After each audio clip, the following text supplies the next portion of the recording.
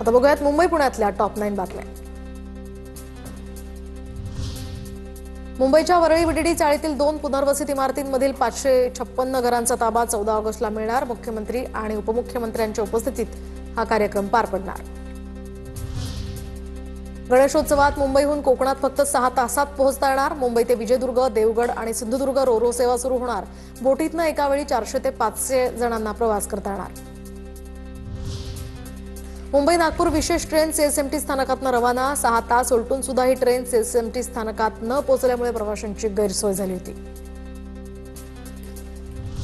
मध्य आणि हार्बर पश्चिम रेल्वे मार्गावर आज रात्रकालीन ब्लॉक, तर पश्चिम रेल्वे मार्गावर सांताक्रूज ते माहीम, तर मध्य रेल्वेवर कल्याण ते अंबरनाथ आणि बदलापूरमध्ये ब्लॉक असेल। 1 एप्रिलपासून शहरातील 11,382 खड्डे बुजवल्याच्या पुणे महापालिकेचा दावा, तर 247 खड्डे बुजवणं अजूनही बाकी। पावसाळ्यात पडलेल्या खड्ड्यांचा नागरिकांना त्रास।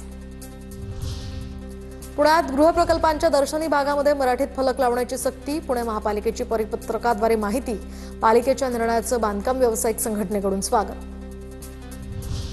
पुणे महापालिका शहराच्या प्रवेशद्वारावर स्मार्ट टॉयलेट उभारणार, तर 5 महत्त्वाच्या ठिकाणी व्हीआयपी टॉयलेट्स असणार। पुण्यातील सिंहगड उड्डाणपुलाला भेगा पडलेल्या नसून तो तांत्रिक गरजेनुसार ठेवलेला गॅप आहे। सिंहगड उड्डाणपूल कंत्राटदाराचे प्रतिनिधी प्रमोद कुलकर्णी यांचं स्पष्टीकरण। पुलाला कुठलाही धोका नसल्याची दिली माहिती।